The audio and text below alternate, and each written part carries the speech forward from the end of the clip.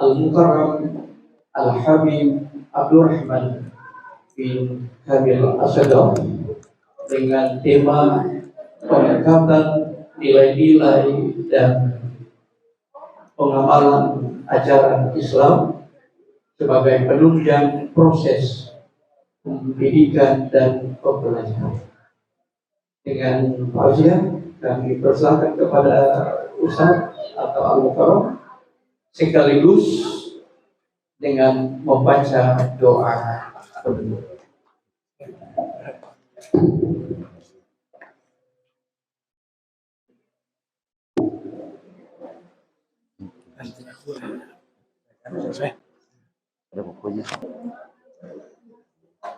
Assalamualaikum warahmatullahi wabarakatuh.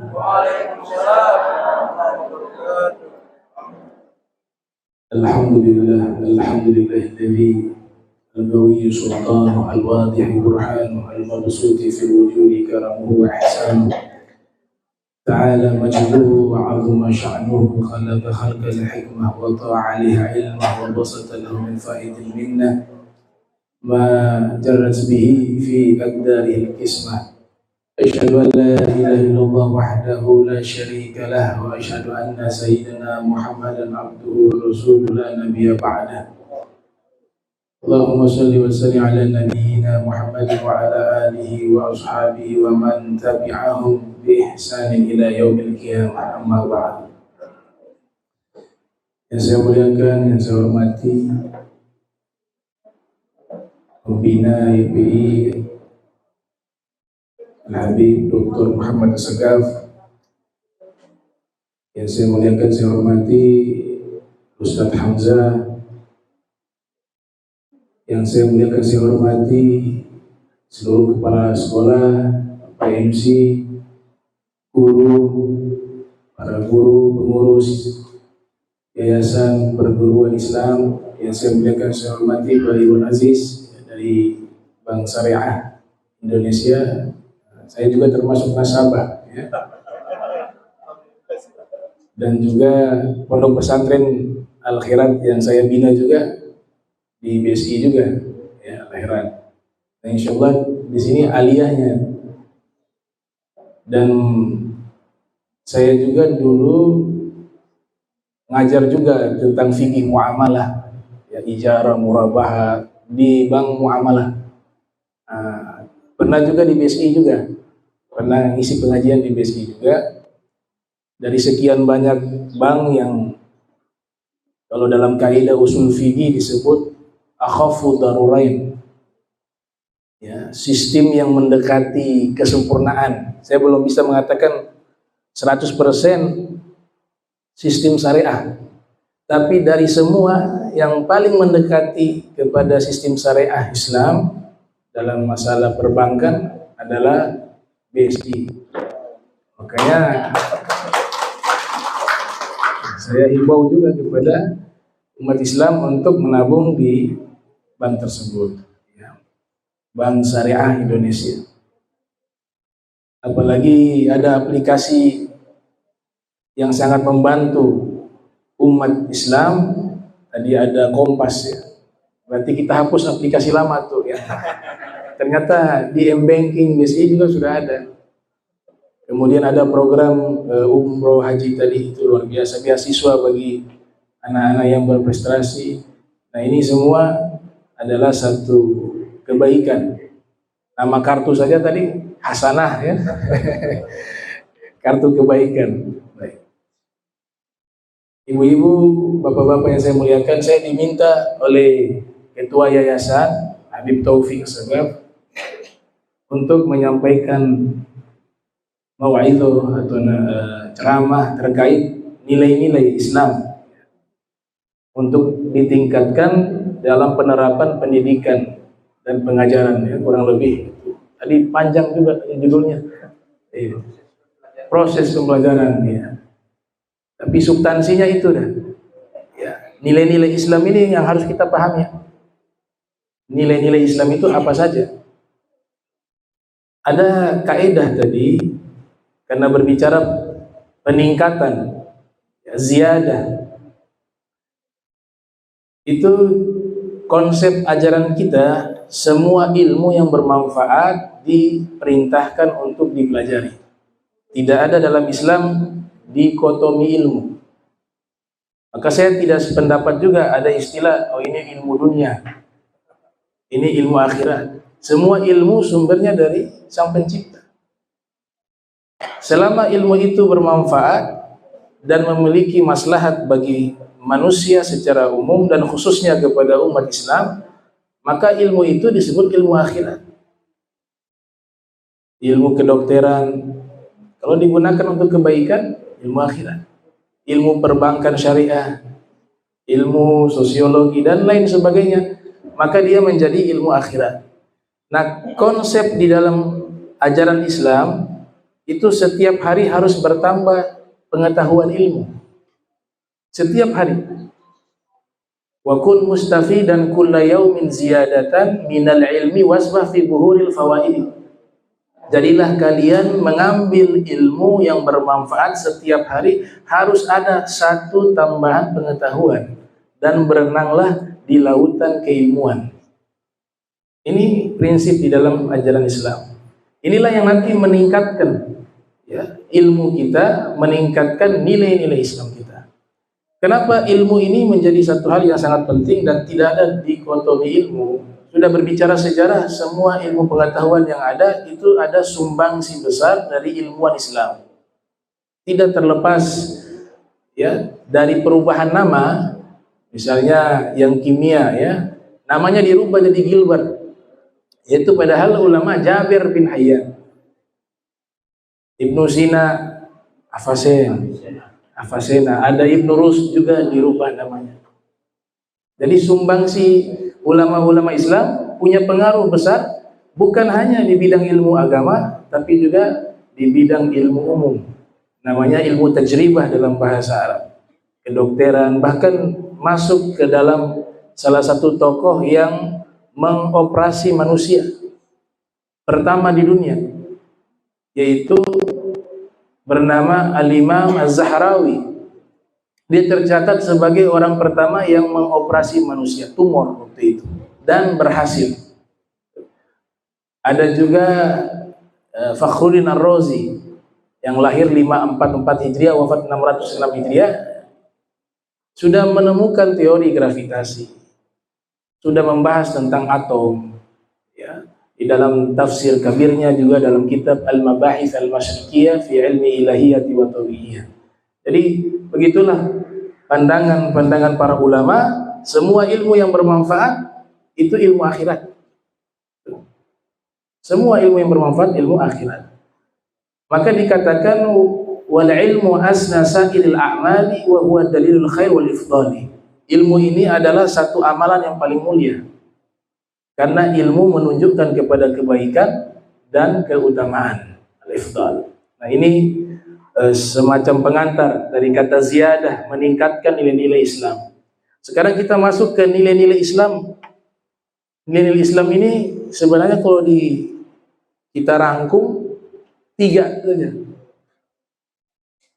Ya, saya kutip dari kitab karya Syekh Muhammad bin Abi Bakar Al-Usfuri berjudul Al-Mawa'idh Al-Usfuriyah.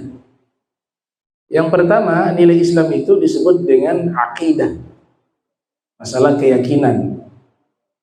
Ini menjadi prinsip, sehingga nama lain daripada ilmu akidah disebut ilmu usul, ilmu pokok. Zaman dahulu namanya ilmu iman. Ada juga yang menamakan ilmu tauhid.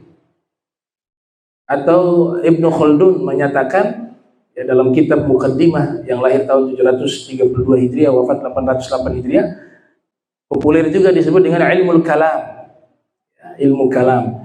Nah, ini menjadi pokok seorang muslim yang menjadi nilai dasar dalam Islam. Yang pertama adalah akidah, keyakinan kita kepada Sang Pencipta, pengenalan hamba kepada Sang Khaliq, karena ini menjadi prinsip paling pokok. Dikatakan dalam kitab Zubad, awal wajibin alal insan ma'rifatul ilah bistiqam. Awal pertama bagi seorang manusia adalah mengenal Tuhannya dengan keyakinan. Tuh. Imam Baihaqi mengatakan awwalu ma yajibu 'alal 'abid ma'rifatuhu wal iqraru bihi. Kama asyara Allah Subhanahu wa ta'ala fil Qur'an fa'lam annahu la ilaha illallah. Fa'lam annahu la ilaha illallah. Kata Imam Baihaqi, wajib bagi setiap muslim untuk mengenal Tuhannya, Allah Subhanahu wa ta'ala, dan menyatakan dengan lisan, al-iqrar bil lisan. Karena sebab di dalam Al-Quran ada perintah dari Allah, fa'lam, ketahuilah, sesungguhnya tiada sembahan kecuali Allah. Kata ketahuilah di situ disuruh belajar, fa'lam. Jadi sebelum untuk bisa mengenal Allah, Allah sudah perintahkan sebelum menyembah, kenali dulu. Bagaimana kita mau nyembah tapi gak kenal? Yang kita sembah ini belum kita kenal, makanya menjadi urutan nomor 1 pengenalan hamba kepada Sang Khalik. Setelah itu baru implementasi perintah dari Allah berupa ubudiyah, penyembahan yang disebut dengan ibadah. Maka diawali dengan fa'lam, belajar, ketahuilah bahwa tiada sembahan kecuali Allah. Ini menjadi urutan. Kita orang awam, kata salah satu ulama di Jordania, ya, di Lebanon atau Jordania, namanya Dr. Said Fudah. Dia salah satu tokoh ulama ahli sunnah wal jamaah di bidang teologi yang terkemuka di zaman kita. Masih ada beliau di Jordan atau di Lebanon. Jadi beliau mengatakan begini, bagi orang Islam yang awam, kita ini kan semua kategori awam, termasuk ustadz juga. Karena level yang tidak awam itu sangat tinggi. Dia harus tahu dalil secara terperinci, baik ijmal, secara global maupun tafsili. Bagi kalangan para ulama yang mutakhassisun, yang memang memperdalam ilmu kalam, bagi mereka wajib mengetahui secara terperinci. Secara terperinci, ilmu kalam ini, ilmu akidah. Dan kalau mereka salah menyampaikan kepada umat, mereka yang berdosa. Kalau umat tidak berdosa. Karena disebut sebagai orang yang sudah memperdalam, itu harus menguasai dengan benar dan dengan terperinci. Tapi kalau orang awam tidak perlu memahami ilmu ini, ilmu akidah ini secara terperinci. Cukup mengetahui pokok-pokok persoalannya. Kalau pokok persoalannya mudah. Di situ sudah dirumuskan oleh para ahli kalam, para al-mutakallimun. Bagi orang awam, cukuplah dia kenal yang pertama nih, paling pokok. Allah itu ada. Atau diistilahkan al-wujud, wajibul wujud. Dan sifat-sifat wajibnya. Kalau di Asy'ariyah ada sifat wajib 20. Ini orang awam harus minimal harus paham sifat wajib Allah 20. Allahus Sami', Allah Maha mendengar, Allah Maha melihat, Allah Maha berfirman, Allah Maha berkehendak, sampai akhir. Sifat mustahil yang kedua. Sifat mustahil kebalikan dari sifat wajib. Misalnya Allah itu ada, mustahilnya Allah tidak ada. Jadi pemahaman ateis. Allah Maha melihat, mustahilnya Allah tidak bisa melihat. Dan seterusnya, itu namanya sifat mustahil. Kemudian yang ketiga, sifat jaiz. Allah mampu melakukan segala sesuatu, misalnya. Dan Allah juga mampu meninggalkan segala sesuatu. Cukup itu saja yang dipahami. Bagi orang awam, kewajiban menuntut ilmu kalam sudah gugur. Makanya di satu kitab Said Ahmad Marzuki menulis kitab namanya Aqidatul Awam. Akidahnya orang-orang awam. Tapi untuk mutakhassisun, orang yang memperdalam atau sudah disebut sebagai tokoh di bidang ilmu kalam, dia gak boleh hanya belajar itu. Dia harus tahu berbagai macam pembahasan ilmu kalam. Misalnya, apakah Allah itu disebut syai'un, sesuatu? Dia harus tahu yang disebut syai'un bagi Allah di Al-Quran, ayyu syai'in akbaru syahadah kulillah. Di situ maknanya bukan sesuatu, karena sesuatu makhluk, tapi maknanya al-wujud. Allah itu ada. Dia harus tahu tentang ayat-ayat mutasyabihat. Allah duduk di atas kursi, ditakwilkan seperti apa di dalam akidah Asy'ariyah menggunakan metode takwil dan tafwid. Dia harus tahu Allah Subhanahu wa taala qadim, alam semesta hadis. Nah, ini untuk mutakhassisun fi ilmil kalam. Hukumnya wajib mereka. Dan kalau mereka menyampaikan itu keliru, mereka berdosa, ulamanya. Tapi orang awam nggak berdosa, karena ilmu ini memang ilmu yang rumit. Gitu. Imam Syafi'i larang kepada muridnya untuk memperdalam ilmu kalam. Kemudian yang kita kenali lagi selain tadi sifat wajib, sifat mustahil, jaiz, ada tambahan yang bagi orang awam juga wajib tahu, apalagi ulamanya, yaitu Allah punya al-asma was sifat. Allah punya nama-nama, Allah punya sifat-sifat. Nama dan sifat Allah ini dijelaskan panjang lebar jadi satu kitab yang cukup tebal ya. Dibahas oleh Imam Baihaqi yang lahir tahun 384 Hijriah, berjudul Al-Asma was Sifat. Nama-nama dan sifat.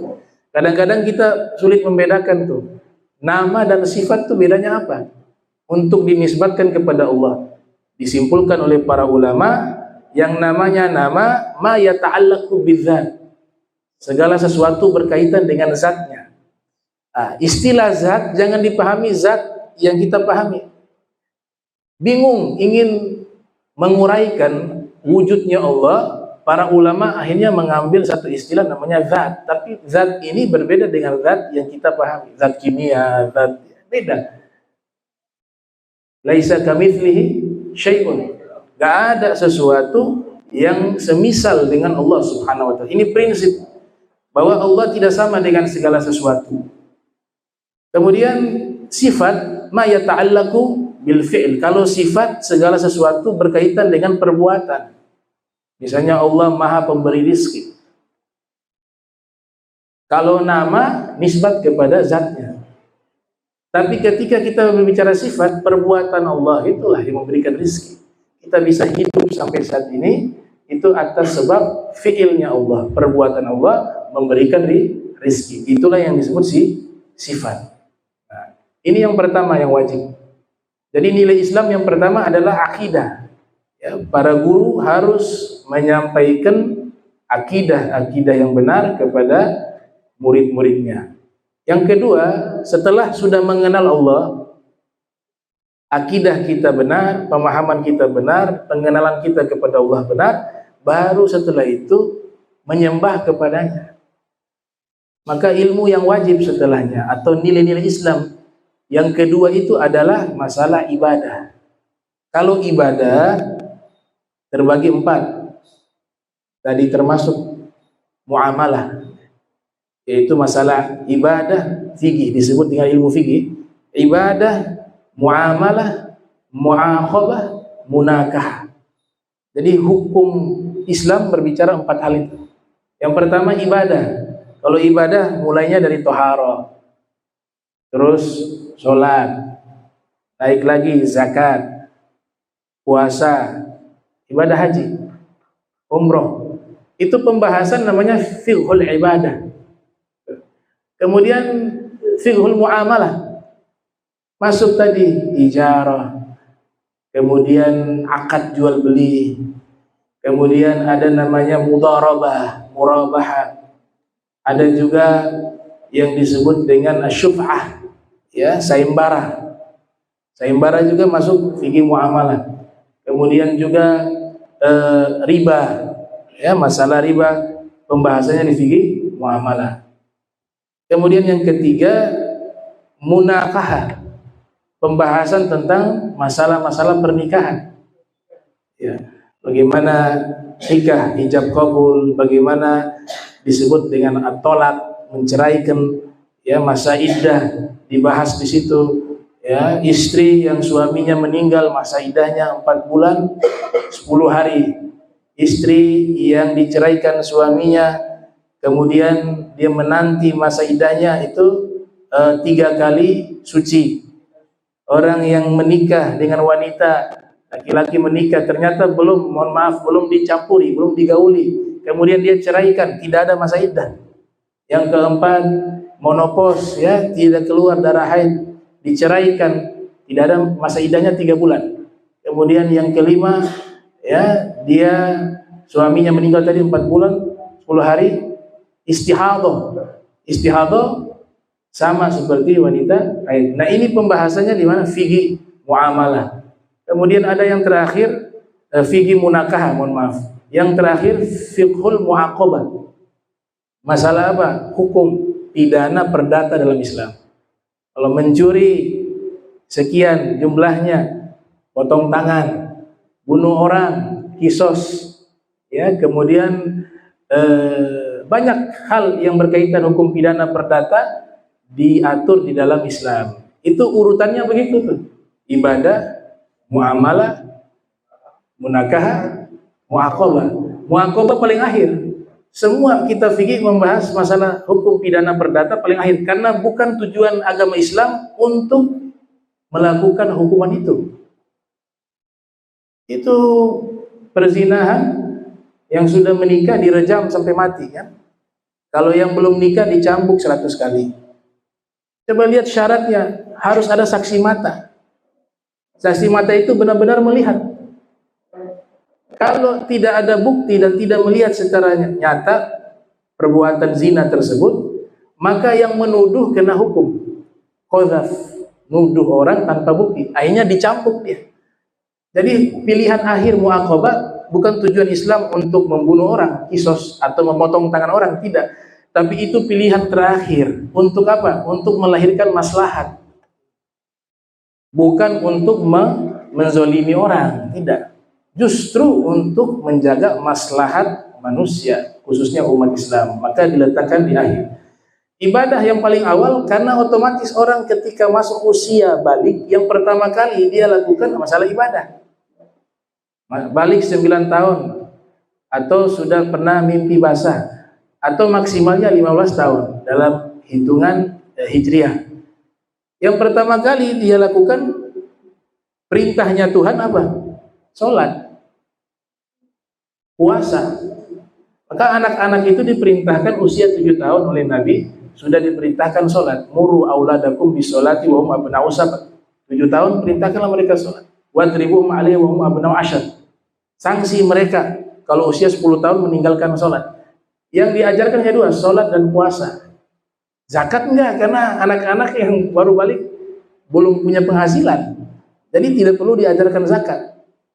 Haji, umroh juga hanya sekedar, tapi yang 2 ini yang ditekankan, sholat dan puasa, karena pasti mereka akan bertemu dengan kewajiban ini. Nanti pada waktunya sudah dewasa, kerja dapat penghasilan. Maka ketika kerja berkaitan dengan muamalah, hukum tadi, ya, ijarah, riba dan seterusnya. Hukum dagang, bagaimana transaksi ijab qabul. Kalau mazhab Syafi'i itu transaksinya harus ada lafaz. Saya beli, yang jual bilang saya terima. Kalau mazhab Syafi'i gak pakai ijab qabul, dianggap itu sebagai akad yang fasid. Kemudian dalam mazhab Syafi'i itu bayar dulu baru dinikmati barangnya. Makanya rumah makan kita makan dulu tuh. Dulu waktu masih studi di Jakarta itu kan ada warteg, ya, warung Tegal, ya, makanan favorit dari itu orang-orang mahasiswa. Itu makan dulu sepuasnya baru bayar. Kadang-kadang kita ngambil banyak, ini ambil ini. Sudah makan habis, mau bayar berapa? Tadi ambil apa saja ya? Sudah lupa. Tadi kalau tersalah bakwan 1, padahal 5 diambil. Ikan sekian. Kadang-kadang lupa kan? Akhirnya apa? Ada pihak yang dirugikan. Makanya dalam Islam bayar dulu. Bukan dalam Islam, mazhab Syafi'i. Kalau mazhab lain tanpa ijab qabul sah. Ya, kita prakteknya di sini Hambali kebanyakan. Ya, ada harga beli. Tapi kalau Syafi'i harus ijab qabul dan harus dibayar dulu baru makan. Tujuannya apa? Agar menjaga tidak ada yang dirugikan. Kalau kita sudah makan banyak lupa, pas bayar berapa tadi? Oh sekian ternyata lupa. Nah itu ketika sudah dewasa, sudah kerja, pasti berkaitan dengan muamalah. Makanya setelah ibadah, muamalah. Nanti sudah punya uang, mikirnya apa lagi setelah itu? Nikah nih. Mau nikah. Sudah punya penghasilan. Maka urutan ketiga adalah munakahah. Itu urutan sudah disusun oleh para ulama tentang nilai-nilai Islam. Jadi nilai Islam yang kedua adalah ibadah. Yang pertama tadi adalah akidah. Kemudian yang terakhir, yang ketiga, nilai-nilai Islam yang perlu ditingkatkan adalah suluk, akhlak, perilaku, etika, moral. Ya. Itu yang nilai ketiga. Kita punya keyakinan kepada Allah, ibadah kita juga baik kepada Allah, tapi perilaku kita tidak baik sesama manusia, maka dianggap tidak sempurna. Coba perhatikan, setiap tahun kalau kita melaksanakan ibadah puasa di bulan suci Ramadan, selalu diwajibkan dengan zakat fitrah. Seakan-akan ada isyarat di situ bahwa kalian sudah menghamba kepada Allah, tidak makan, tidak minum sebulan. Tapi kalau tidak ditutup dengan zakat fitrah, dalam beberapa riwayat dalam kitab Durratun Nasihin, puasanya itu gak bisa terbang. Artinya Allah belum terima kecuali ditutup dengan zakat fitrah. Apa makna daripada hal itu? Artinya ibadah kita kepada Allah, sekalipun itu baik, tapi hubungan kita dengan makhluk Allah tidak baik, tidak ada punya rasa empati kepada sesama muslim, tidak ada punya kasih sayang kepada semua manusia. Jadi konsepnya itu dua dia. Jadi kepada manusia wajib berbuat baik, dan secara khusus kebaikannya itu lebih lagi kepada sesama muslim. Makanya hadisnya kholiqin nasa bi khuluqin hasanin. Yang Nabi mengatakan berakhlaklah kalian kepada manusia. Nabi tidak sebut berakhlak mulia kalian kepada orang muslim, tapi Nabi sebut kepada an-nas. An-nas itu manusia yang memiliki makna sosial. Qul a'udzu birabbin nas. Disuruh berbuat baik kepada manusia bi khuluqin hasanin, dengan akhlak yang baik. Ini yang ketiga, suluk. Nah, ini hukumnya wajib. Jadi tiga ilmu ini, tiga nilai ini bagi seorang muslim wajib: akidah, ibadah, dan akhlak. Ya, bahasa agamanya akhlak. Wa farduhu, ya, ilmu sifatil fardi ma'a ilmi ma yahtajuhul muaddi min fardi dinillahi fid dawami katuhri was salati was siyami wal bai'i, ya, wal bai'i lil muhtaji lit tabayyu'i wa zahiril ahkami fis sana'i wa ilmi da'inil qulubi mufsidi kal ujbi wal kibri wa da'il hasadi wa ma siwa hadza minal ahkami fardu kifayatin alal anami. Ya, di dalam kitab Zubat Ibnu Ruslan mengatakan yang kesimpulannya ilmu yang wajib ilmu akidah. Berarti nilai Islam yang wajib yang pertama adalah akidah, yang kedua ibadah, dan yang ketiga adalah akhlak. Akhlak yang mulia. Selain ilmu agama, selain dari tiga ini, hukumnya fardu kifayah. Misalnya ada yang mendalami tafsir, itu fardu kifayah. Kalau sudah ada orang yang pakar di bidang itu, kewajibannya gugur. Tapi kalau tiga ini sifatnya fardu ain. Itu yang dimaksud oleh Nabi, thalabul ilmi faridatun ala kulli muslim. Dan ilmu akhlak ini, tasawuf disebut dalam bahasa keilmuan, tasawuf akhlaki. Itu Abu Hasan Sazili mengatakan, man lam yataghalghal fi ilmina hadza mata musirran 'alal kaba'ir wa huwa la yashkur. Orang yang tidak memperdalam ilmu tasawuf akhlak, khawatir dia setiap hari buat dosa besar tapi dia tidak menyadarinya. Apa makna ucapan beliau? Yaitu yang di hati ini kan kadang-kadang kita nggak sadar. Hati, lintasan-lintasan jahat yang ada di hati gak dihitung dosa. Namanya khawatir. Karena manusia sulit menghindari. Ya. Kita ini dipastikan siapapun dia, selama dia itu bukan malaikat dan dia bukan nabi, siapapun dia pasti punya lintasan jahat dalam hati. Namanya khawatir.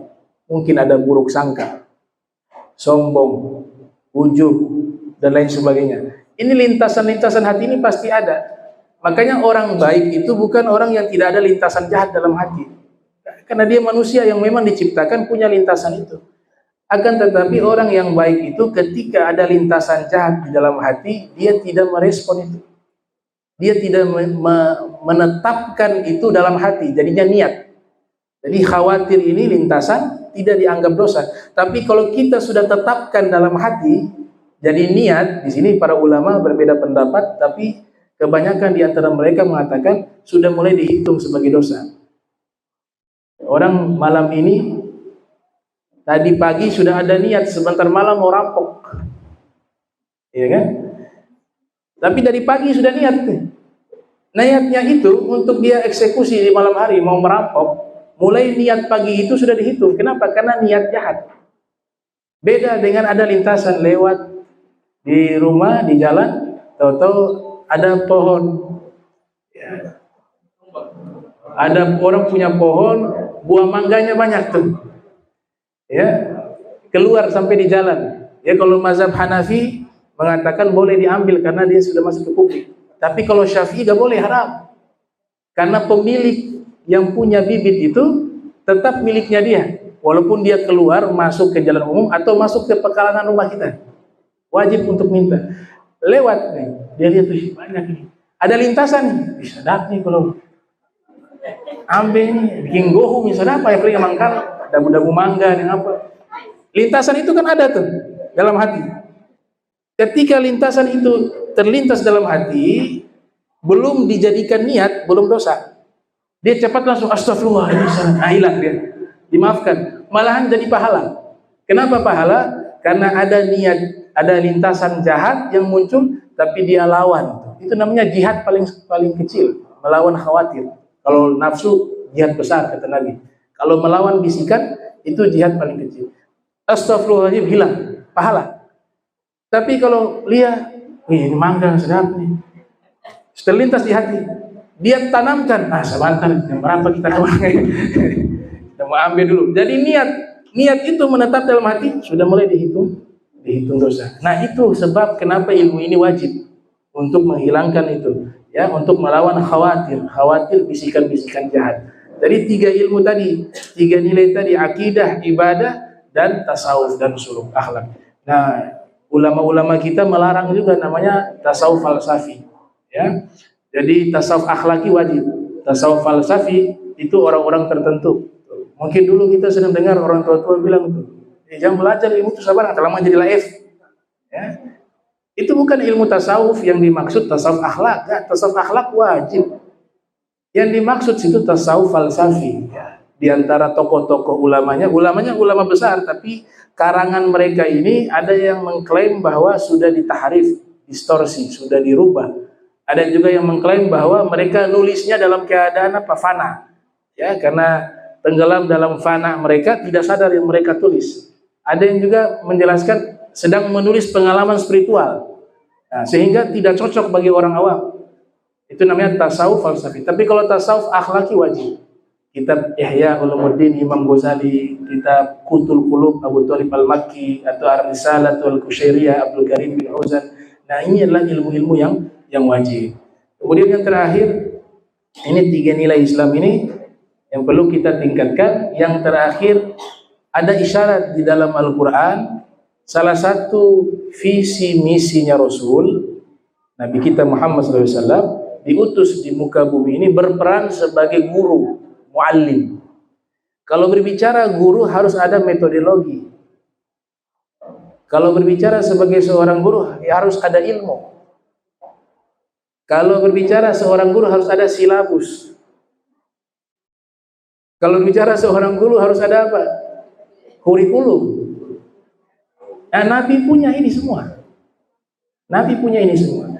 Ada guru dari guru kami asal Suriah, ya, namanya Syekh Abdul Fattah Abu Buddah.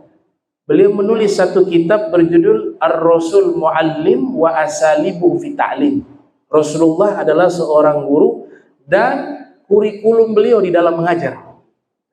Jadi kalau kita ingin cari tahu kurikulum Nabi dalam mengajar, metodologinya, baca kitab itu. Ya, Ar-Rasul Muallim wa Asalibu fi Ta'lim. Salah satu metodologi, ya, Nabi diutus sebagai guru, innama bu'itsu mu'allima. Ya. Kemudian metodologi Nabi dalam menyampaikan ilmu, menyampaikan risalah ini Allah sebutkan di surat Al-Jum'ah ayat 2. Walladzi ba'atsa fil ummiyina rasula minhum yaslu alaihim ayatihi wa yuzakkihim wa yu'allimuhumul kitaba wal hikmah wa in kanu min qabl lafid dhalalim mubin. Inilah metodenya Rasul menyampaikan risalah. Yang pertama tadi ada kata yatslu. Allah mengutus kepada kalian seorang Rasul yang dia membacakan ayat-ayat. Berarti metode pertama apa bagi seorang guru? Membacakan. Ilmu itu harus dibacakan, disampaikan kepada murid. Ayat-ayat yang dimaksud dua di situ. Ayat kauniyah, ayat Qur'aniyah. Ayat kauniyah yaitu membaca alam. Membaca alam semesta. Disitulah muncul ilmu-ilmu yang saya sebutkan tadi, yang bermanfaat bagi manusia. Ilmu astronomi, ilmu kedokteran, ilmu kimia, ilmu fisika, ilmu matematika, berkaitan dengan membaca alam. Karena kita ini sebagai khalifah di bumi harus mengelola alam. Untuk bisa mengelola alam dan memberikan manfaat kepada umat manusia, maka wajib memiliki ilmu. Yang kedua, ayat Qur'aniyah, yang dibaca ayat Al-Quran, berarti ilmu-ilmu agama. Itulah yang pertama, membacakan kepada murid-muridnya ayat kauniyah dan ayat Al-Quraniyah. Yang kedua, yu'allim, mengajarkan. Di situ mengajarkan Alkitab wal hikmah. Kitab dan hikmah. Hikmah sebagian ahli tafsir, bahkan mayoritas mentafsirkan as-sunnah. Hikmah adalah sunnah. Mengajarkan. Berarti kalau mengajarkan butuh apa? Metodologi tadi. Butuh kurikulum. Di zaman kita manfaatkan teknologi juga sebagai alat bantu untuk mengajar. Yang ketiga ini ya intisarinya, yuzakki. Tadi yang pertama yatslu, membacakan. Yang kedua yu'allim, mengajarkan. Yang ketiga yuzakki, mensucikan. Ini yang menjadi inti, mensucikan. Mensucikan apa? Yang pertama secara zahir. Kalau mau ibadah pasti suci. Ada wudu. Hadas besar wajib mandi. Ada najis wajib dihilangkan. Jadi Islam mengajarkan suci di dua aspek. Suci secara zahir, lahiriah, dan suci secara batiniah. Batiniah yang disucikan apa? Hati. Disebut dengan tazkiyatun nufus atau tathhirul qulub, mensucikan hati. Inilah metodologi yang diajarkan oleh Rasul sallallahu alaihi wasallam, atau menyampaikan risalah, membacakan, mengajarkan, mensucikan. Kemudian yang terakhir ditutup ya. Bagi murid diwajibkan juga memiliki satu instrumen untuk bisa mendapatkan ilmu. Yang pertama, seorang yang ingin mendapatkan ilmu harus banyak baca. Kita punya wahyu pertama yang Allah wahyukan bagi umat Islam lewat perantaran Nabi Muhammad. Perintahnya adalah perintah membaca. Iqra bismi rabbikal ladzi khalaq, khalaqal insana min 'alaq. Iqra wa rabbukal akram alladzi 'allama bil qalam, 'allamal insana ma lam ya'lam. Ini kalau kita analisa, perintah baca di situ berulang-ulang kali. Yang pertama, Iqra, bacalah. Perintah bismi rabbikal ladzi khalaq, khalaqal insana min 'alaq. Iqra, baca lagi kedua. Wa rabbukal akram alladzi 'allama bil qalam. Berkaitan dengan menulis. Dua perintah membaca, satu informasi menulis. Jadi metodologi yang benar untuk bisa menangkap ilmu berdasarkan isyarat di dalam Al-Quran, baca itu harus dua kali. Baca yang pertama untuk apa? Litafahum. Kita harus pahami yang kita baca. Baca yang kedua litadabbur wa tahaffuz, untuk mentadabburi dan menghafal. Itu kalau dalam konsep Islam. Dalam konsep agama kita kan bukan hanya paham ya. Para ulama itu kan diperintahkan juga harus menghafal. Makanya itu dulu kami disuruh menghafal kamus Mahmud Yunus, kosakata itu 3 tahun selesai. Jadi kita hafal dari awal sampai akhir. Al-Quran 25 juz. Mau digenapkan 5 juz dilarang. Dibilang kalau genap 30 juz berjadi gelarnya hamalatul Quran, penghafal Al-Quran. Kalau jadi penghafal Al-Quran tanggung jawabnya besar. Lupa dosa, harus ngulang. Bikin maksiat dosanya double. Kemudian punya jadwal murajaah, setiap pekan itu wajib mengulang untuk menjaga hafalan jangan sampai hilang. Nah ini diperintahkan kita apa? Untuk menjaga hafalan, menjadi penghafal Al-Quran, menghafal semua ilmu. Man hafidal mutunna lal funun, siapa yang hafal kitab-kitab matan, dia peroleh seluruh cabang-cabang ilmu. Menjadi satu perintah dalam Al-Quran. Iqra, bacalah untuk faham, dan Iqra yang kedua, bacalah untuk ditadabburi dan dihafal. Setelah dihafal, dipahami dan dihafal, ada ucapan ulama Ibnu Jama'ah ya dalam kitab Tazkiratus Sami' wal Mutakallim fi Adabil Alim wal Muta'allim, mengatakan jangan pernah menulis sesuatu yang tidak kalian pahami. Jadi kalau menulis sesuatu paham dulu baru tulis. Tapi kalau kita belum paham, sekedar mendengar tapi belum paham langsung ditulis, saya jamin kalau kita buka kembali bingung sendiri. Ini apa maksudnya ya? Akhirnya apa? Ada tafsiran-tafsiran liar yang terjadi, tidak sesuai yang disampaikan oleh guru. Jadi jangan pernah menulis sesuatu yang tidak kita pahami. Makanya perintah baca 2 kali, ditutup baru nulis. Di surat Al-Alaq baca dulu untuk dipahami, baca dulu ditadabburi dan dihafal, kemudian baru menulis. Nah menulis juga metodologi. Kita gak selevel Imam Syafi'i yang sekali mendengar langsung terhafal. Ya. Kita ini juga kadang hafal, keluar angin tiup hilang hafalan. Ya. Hafal itu hadis sanad, anfulan. Kalau Rasulullah SAW hadisnya begini, sudah hafal bagian hadisnya, sanadnya lupa. Kesanadnya, hadisnya lupa. Itu kelemahan kita. Maka dibutuhkan yang namanya apa? Mengikat ilmu. Kata Nabi, cara mengikat ilmu adalah dengan menulis. Bil kitab. Qayyidul ilma bil kitab. Kemudian yang terakhir, mau dapatkan ilmu harus banyak buku. Bukunya harus banyak. Al-Kutub. Ya, kitab ini bukan jadi barometer rujukan keilmuan. Harus tetap ada guru. Tapi sebagai alat tahsil ilmu, kata Ibnu Jama'ah. Dia sebagai alat memperoleh ilmu. Tapi bukan guru. Ya, guru tidak berbentuk buku. Guru tidak berbentuk kitab. Guru adalah sosok manusia. Ya. Coba lihat bagaimana simulasi Allah buat. Nabi Muhammad itu posisinya dengan malaikat Jibril. Siapa yang guru sebenarnya?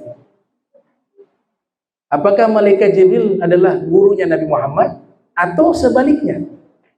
Tentu jawabannya sebaliknya. Filosofi yang bisa kita simpulkan ketika Mi'raj, Nabi bisa tembus sampai ke mana tuh? Sidratul Muntaha, sampai ke Mustawa, sampai berjumpa dengan Allah. Jibril tidak bisa. Di situ isyarat bahwa ilmunya Jibril sebatas itu. Ilmunya Jibril kepada Allah hanya selevel itu. Sedangkan Nabi Muhammad melampaui itu. Maka Jibril itu sebagai murid, Nabi Muhammad sebagai guru. Tapi di dalam sejarah, dalam hadis, Jibril yang menyampaikan wahyu. Seakan-akan Jibril mengajarkan kepada Nabi. Sebenarnya di sini adalah satu simulasi untuk mendapatkan ilmu. Harus ada guru berupa Jibril. Perwakilan Jibril sebagai guru. Dan murid itu harus memiliki sanad. Sanadnya Nabi ke Jibril, Jibril sanadnya ke Allah. Atau Jibril dapat sanadnya ke Nabi Muhammad, Nabi Muhammad dapatnya ke Allah. Jadi ilmu agama ini harus memiliki sanad, dan ilmu agama ini harus memiliki guru. Guru inilah yang disebut dengan berbagai istilah. Ada muallim, ada murabbi, ada mursyid. Ya. Kalau mursyid lebih cenderung ke spiritual. Kalau muallim itu cukup mentransfer ilmu. Kalau murabbi bukan hanya mengajar tapi mendidik murid berakhlak mulia, punya transformasi perubahan menjadi orang yang lebih baik, itu namanya murabbi. Maka kalau derajat paling tinggi murabbi. Kalau mursyid zaman sekarang sudah langka. Mursyid, tapi yang ngaku banyak. Ngakunya banyak mursyid. Bagaimana saya katakan sudah langka? Langka berarti bukan tidak ada. Tapi Dr. Said Ramdan Al-Buti, ulama besar di Suriah, mengatakan di zaman saya ini mursyid sudah sulit di Suriah. Di Syam itu kotanya para ulama tuh. Imam Nawawi di situ. Ini tradisi sanad berkembang di situ.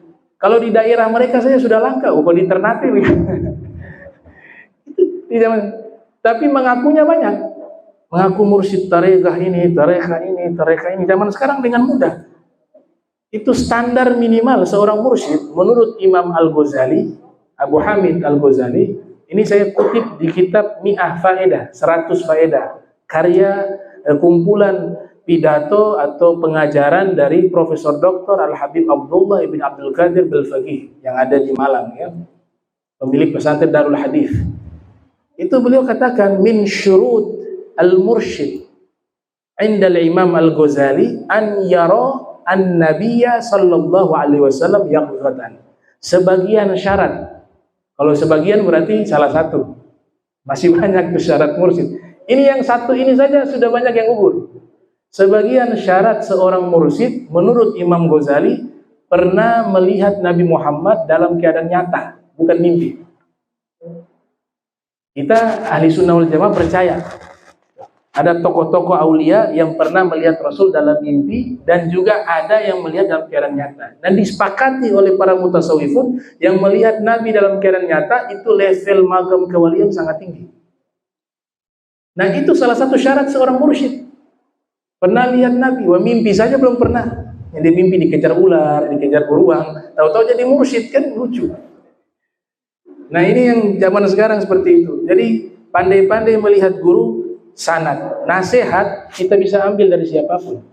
Nasihat tentang kehidupan, ya. Saya termasuk penggemar Presiden Amerika ke-16, Abraham Lincoln. Itu punya bahasa-bahasa nasihat luar biasa. Dia mengatakan, when I do good, I feel good. When I do bad, I feel bad. It is my religion. Ketika aku melakukan kebaikan, aku merasa senang, merasa baik. Ketika aku melakukan satu keburukan, aku merasa sedih. Itulah agamaku, kata Abraham Lincoln. Nah, ini nasihat bisa kita ambil karena isinya baik. Tapi kalau misalnya Abraham Lincoln menafsirkan surat Al-Ikhlas, nah ini gak bisa nih. Beda, bab nasihat dan bab ilmu itu beda. Kalau dia menafsirkan surat Al-Ikhlas, kita harus cari ulama ahli tafsir yang muslim, yang paham keilmuan. Begitu. Nasihat mengatakan ayo kita sholat. Siapapun dia, umat Islam wajib mengajak kebaikan. Wa tawasaw bil haqq wa tawasaw bis sabr. Saling mewasiatkan dalam kebaikan. Siapapun dia, silakan. Ayo kita berbuat baik, ayo kita donasi untuk bantu Palestina, ayo kita boikot, ya, produk misalnya. Ayo kita, kebaikan-kebaikan itu yang kita lakukan, produk Zionis dan sekutu tadinya, itu siapapun boleh. Tapi ketika menafsirkan Rasul bersabda, hadisnya ini adalah begini, itu harus yang berilmu. Itulah yang Nabi katakan bahwa man fassara ayatan bi ra'yihi falyatabawa maq'adahu. Siapa menafsirkan satu ayat Al-Qur'an dengan otaknya, maka dia sudah mengambil satu kursi di dalam neraka. Jadi makna balighu anni walau ayah, di situ sampaikanlah dariku walaupun satu ayat, ini sebenarnya khusus untuk ulama. Karena ayat berkaitan dengan Al-Qur'an. Iya, tapi kalau menyampaikan kebaikan, kewajiban seluruh umat Islam. Nah, itu mungkin yang bisa saya sampaikan. Jadi mungkin saya simpulkan biar bisa merefresh lagi. Nilai-nilai Islam yang pertama itu adalah akidah, yang kedua adalah ibadah, dan yang ketiga adalah akhlak. Kemudian metodologi risalah yang Nabi sampaikan yaitu membacakan, mengajarkan, dan mensucikan. Dan seorang murid, kalau saya simpulkan, dia harus memiliki 5 instrumen agar bisa mendapatkan ilmu. Dalam satu makalah juga mengatakan 7, ya, yaitu la tanalul ilma illa bi sittatin saundika bibayannya mujmiya bayanin zakain wa hirsin wastibari wa bulgati wa hirsari ustadi wa tuli zamani, yaitu zakain, ya, orang yang mampu berfikir, ya, zakat, cerdas, zakain wa hirsin, punya semangat di dalam menuntut ilmu, wa bulgatin, fokus ketika mendalami satu ilmu tertentu, dia fokus, atau punya biaya, bulgah, wa irsadi ustazin, harus ada tuntunan guru, memiliki seorang guru. Kemudian sabar, wastibarin, harus sabar di dalam proses menuntut ilmu. Dan yang terakhir, tulis zaman, waktu belajar itu dengan jangka waktu yang cukup lama. Nah, ini mudah-mudahan bisa bermanfaat. Bismillahirrahmanirrahim. Alhamdulillahirabbil alamin. Allahumma shalli wa sallim ala sayyidina Muhammad. Allahumma jam'ana hadza yawm marhuma wa tafarraqan bari tafarruqan ma'suma wa la tajal minna wa la minna shakila mahruma. Subhanaka wa bihamdika nastaghfiruka wa atubu ilaik. Wa sallallahu alaihi Muhammadin wa ala alihi wa sahbihi wa baraka wasallam. Walhamdulillahirabbil alamin wa lafu minkum. Wassalamu alaikum warahmatullahi wabarakatuh.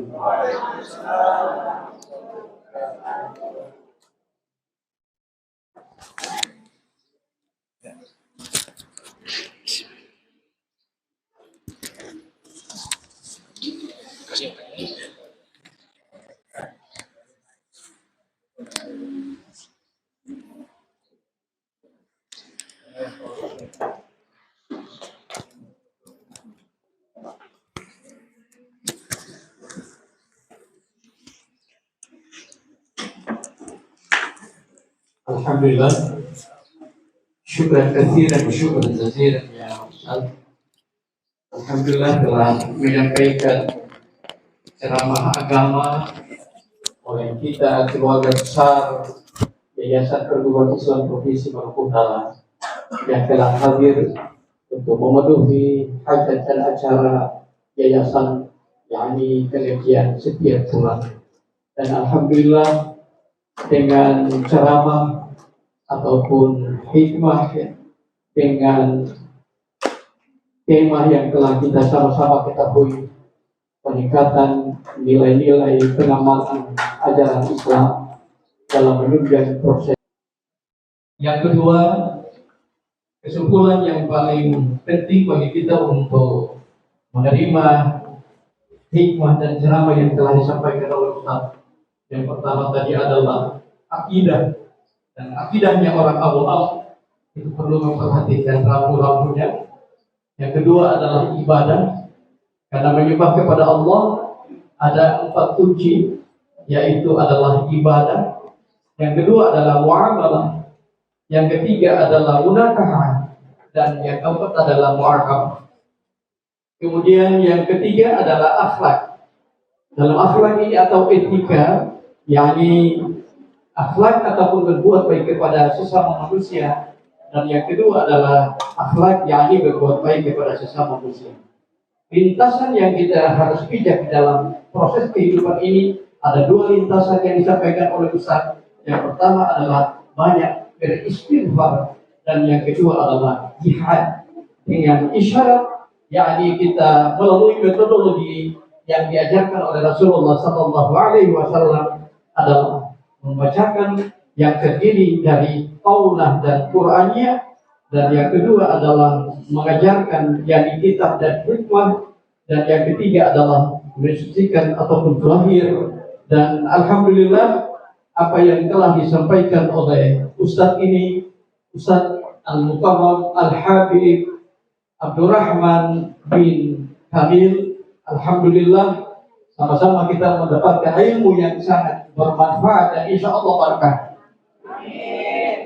Bersama keluarga besar Yayasan Perguruan Islam Provinsi Maluku Utara, mengucapkan ribuan banyak terima kasih kepada Ustaz Al-Habib, kemudian kepada Bapak Kepala Bank Syariah Indonesia, dan kepada seluruh pengurus Yayasan Perguruan Islam Provinsi Maluku Utara, Bapak Ibu Kepala Sekolah dan staf dewan guru beserta tata usaha di bawah lingkup Yayasan Perguruan Islam Provinsi Maluku Utara yang hadir pada kesempatan ini, atas nama keluarga besar Yayasan Perguruan Islam Provinsi Maluku Utara, sekali lagi mengucapkan ribuan terima kasih. Billahi fisabilil haq wallahul musta'an. Wassalamualaikum warahmatullahi wabarakatuh. Selamat siang dan selamat menikmati arak-arakan yang telah disajikan, dan kita kembali ke studio.